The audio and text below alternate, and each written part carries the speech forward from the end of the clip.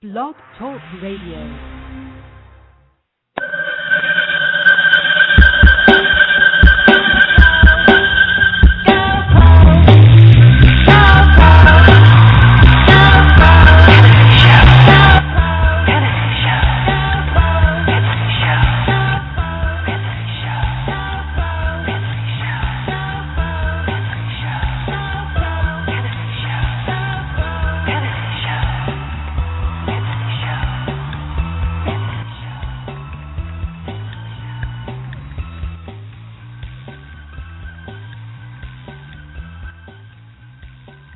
The GoPro Fantasy Show is back.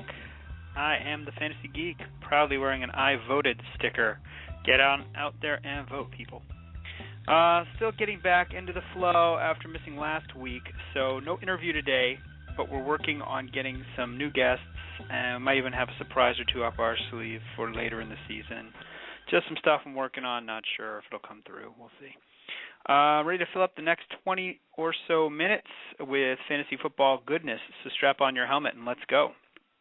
This week's show is going to be a catch-up show. I hope you all fared well in Week 8, but we're moving on, people. Let's jump right into the action from Tier 1, Week 9 of the PFFL, Professional Fantasy Football League. All right, the league is quickly forming a three-headed monster at the top of the standings. In Week 9, 3 teams moved to 8-1, but there were also some big surprises from the teams in the basement, starting with Illegal Touchings, 123 points, as they easily outscored Mr. Miyagi's Dojo and their 84 points. Every fantasy football scoreboard is showing one bloated number this week, and that's the score of the team that owns Doug Martin. He single-handedly propelled Illegal Touching to a win in the Dojo. Nice effort from Andy Luck in defeat for Miyagi, but piss-poor luck that you had to play against Martin this week. We'll get into Doug Martin's epic week a little bit later. All right, second game, Tier 1 Imports 98, Daewoo Lanos 96, one of the better shootouts we've seen all season in Tier 1. Ike Redmond was a smart play for the Imports, and Steve Smith finally found the end zone. Daewoo was undone by Darren McFragile, and they couldn't get a single TD pass from Matty Ice on Sunday night. Confused Octopi 88, Insanity Escape 84. Brandon Marshall was the man for the Octopi, but it was a sneaky goal line TD from Andre Brown that made the difference in this close game. Mikel Lashore shored up Insanity's score, but Brandon Pettigrew shrunk all hopes of a win for them with just a single point. Jurassic Pork 78, Team Kizzle 77. Adrian Peterson powered the Pork past Team Fizzle. Fizzle had to be swearing at the TV when Colston came up just 2 points short of pulling off the come from behind Monday Night Football win. Another one that came down to Monday night's Eagles-Saints game was the Germaniacs, who ended up with 73 points, and they ousted the Renton Rain Dogs with 66 points. Armed with Drew Brees and LaShawn McCoy, it looked like it would be a good news for the Rain Dogs, but the Germaniacs' Deshaun Jackson ended that noise real quick with a 77-yard game-winning touchdown for the Germaniacs. Teddy KGB 71, Seattle Seahawks 64. Whole lot of 6s and 7s in Teddy's lineup. Fortunately, he faced the Gronkless Seahawks, who played Arian Calvin and a bunch of spare parts. Thus, Teddy KGB slinks away with the cheap win of the week. All right, got to make up for 2 weeks of voting in the Tier 1 Top 12 poll for Week 9. Number 12, the Jurassic Pork, 1-8. Congratulations on your first win. At least you won't have to live down an 0-14 Tier 1 season. I'm sure the guys would never let you hear the end of that. Coming in at number 11, Insanity Escape, 3-6. Starting 3 Detroit Lions is usually a good thing in most years, usually. Number 10, Team Kizzle, 3-6. Philip Tanner wants to thank you for giving him a cameo role in your starting lineup. Unfortunately, Dunbar took the shine off of that play right there. Number 9, Illegal Touching, 3-6. It was just a matter of time before your team went off.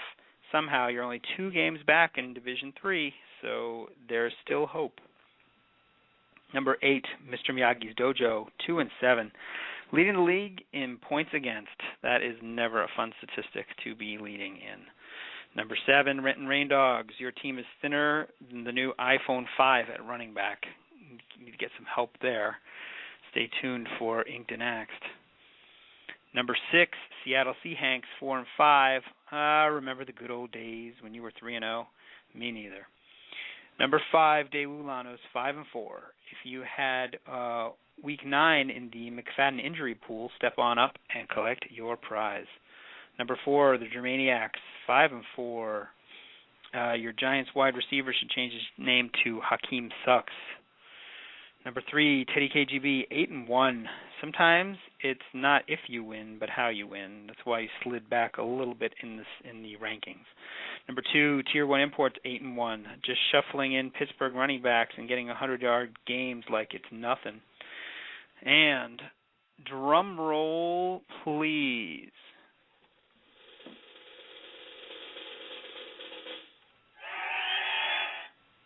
And a cheer. The Confused Octopi occupy the number 1 spot. They are 8-1. They went with the rare two tight end set on offense, starting Witten and Selleck. Hang on just a second. All right, we are now ready to move on to everyone's favorite segment. Okay, maybe just my favorite segment. You Blew It, where we take a look at which owners made the worst calls of the week. Mr. Miyagi's Dojo. Not sure what you're thinking, starting Sean Green. He was on bye. And so he's in your starting lineup. Problem is the Jets didn't even have a starting lineup this week. So, Mr. Miyagi's Dojo. You blew it! All right, a little delay there. We'll work on that. Second one. Jurassic Pork must really love Frank Gore. He started Gore even though Gore was on the couch with a bye. Bogus. And finally, the Renton Rain Dogs snatched defeat from the jaws of victory by starting Santana Moss when they could have started Torrey Smith. Someone's a bigger idiot than me. So there you go. That's You Blew It for Week 9. All right. Now, not a lot of interesting storylines just from the NFL games this week, outside of the individual performances that were eye-opening. So I'm just going to skip ahead to the all-work team. Here is your all-work team.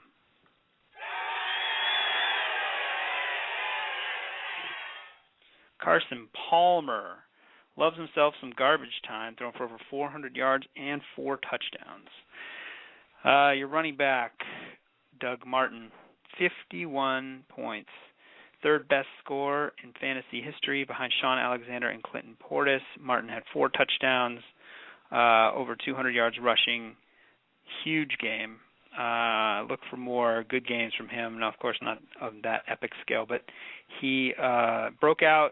He looks to be the real deal. Looks to be like a Ray Rice type. So solid props to you if you snagged him in the auction or traded for him. All right, running back number 2 is Adrian Peterson, steal of most auctions. He had over 30 points. Also coming in at over 30 points is wide receiver 1, Brandon Marshall. Does Jay Cutler even realize the Bears have any other receivers? Like, seriously, the guy is a target machine. Your second wide receiver, Eric Decker, he had a couple of touchdowns and has quickly turned into Peyton Manning's favorite red zone target. Tight end, Brandon Myers. He's quietly putting together a very solid season. And your kicker, Robbie Gould. This guy's as good as gold. Okay, let's switch gears. The all-jerk team. Well, the church store called, and they're running out of you. Yeah, they're running out of Eli Manning because he is a major jerk these days. It's like he's thrown in a hurricane. Ryan Matthews is your first running back. If you can't hit double digits against the Chiefs, you cannot be in my starting lineup. Running back number 2, Ahmad Bradshaw. He came in with 4 points and was outscored by Andre Brown. That's not looking good for the Giants' starting running back. Wide receiver Jeremy Maclin should have had a huge game against the Saints, but came in with just 2 points because the Saints have such lockdown corners. Your second wide receiver, Hakeem Nicks, 1 point. This guy's been bustier than Joan on Mad Men. And your tight end is Jared Cook, a -1. Starting no one would have been better. Kicker, Shane Graham, a few points. There has to be somebody better on the waiver wire, so he should not be in your lineups or even on your team. All right, let's fix those leaky rosters with a little inked and axed. Your quarterback, a lot of these names we just saw in the all-work team. Quarterback, step away from my car, son, Palmer. Hayward Bay and Denarius Moore both healthy, and so are Palmer's stats lately. Running back, Marcel Reese's Peanut Butter Cups. Marcel Reese's Peanut Butter Cups. Yes, a fullback actually has fantasy value, believe it or not. You might think Tywan Jones is the next guy in line, but the coaching staff does not trust him. He's got hands of stone, likes to fumble. Marcel Reese is usually pretty solid when he gets touches. So if his touches go up, his fantasy value should go up too. Running back, you're a big fat joik, Bell. This guy's a better closer than Kira Sedgwick. Apparently, for some silly reason, the Lions coaching staff thinks that Bell should come in late to close out games. I don't know why they don't think Mikel LaShore can just continue having success that he's had through 3 quarters, but those guys are total head scratchers for me. So, moving on. Wide receiver number 1, UNI T.Y. Hilton. A little Queen Latifah for you. The T.Y. stands for thank you, as that's what fantasy owners are saying if they had Hilton in their lineups in Week 9. All right, wide receiver number 2, Emmanuel or automatic Sanders. If Antonio Brown is down, Sanders may be your man. Tight end Brandon Myers-Rum. Chances are he's been doing better than whoever you've been starting at tight end. And here are some guys you can kick to the curb to make room on your roster for those aforementioned players. Alex, is this banana too green? James Starks has more value than green these days. Just starting in Week 9, he's finally healthy. He's finally in the flow. I'd rather have Starks. Kyle Rudolph, the red-nosed reindeer. Poor Rudolph has not been joining in any Vikings games lately. He had a goose egg this week. The problem is less about Rudolph and more about Christian Ponder's lack of talent. At least he may have the talent, but he's not bringing it these days. He's kind of hit a sophomore slump mid-season, so Rudolph is bearing the poor statistics because of that. All right, finally, Andrew, Atlanta Hawkins. Defenses have adjusted to his quickness. He's not getting those slot receptions and breaking them for long gains like he was earlier in the season. You can say adios to Andrew. All right, on to bumps, bruises, strains, and sprains. It's an especially good week if you're an ankle specialist. Darren McFadden and Mike Goodman both have high ankle sprains, so we discussed the Marcel Reese replacement there. Also nursing ankle injuries are Antonio Brown, Percy Harvin, and Jordy Nelson. So definitely stay tuned to those situations. Check your injury blurbs to see those guys' playing status for this weekend. All right, it was a quick show, but we're going to wrap it up right here with the 2-minute drill, and we're going to actually go away from football just a quick second and get into some election stuff. Here's a special election day rant for you. You know what I can't stand? The Electoral College. What's the deal there? I get that back in the early days of our country, the powers that be wanted all regions of the, separate my religion from politics, wanted all regions of the country appropriately represented. But this system is super antiquated. I'm all about voting to voice my opinion, but with the Electoral College, my vote doesn't matter. Obama's already set to win my home state in a landslide, so my vote won't help. If I were voting for Romney, it wouldn't help him either, but I'm not. Tired of waiting. I'm I'm just tired of waiting to hear what non-committal states like Ohio and Florida do.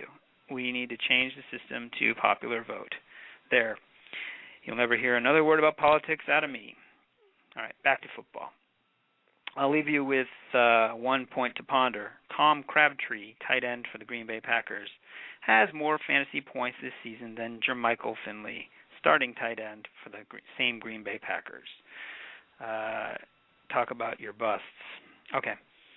That'll do it for this show. You can get more fantasy takes from the crew over at the-pffl.com. You can follow us at Twitter at @the_PFFL and favorite the GoPro Fantasy Show on Blog Talk Radio. If you do all that, we would like you very much.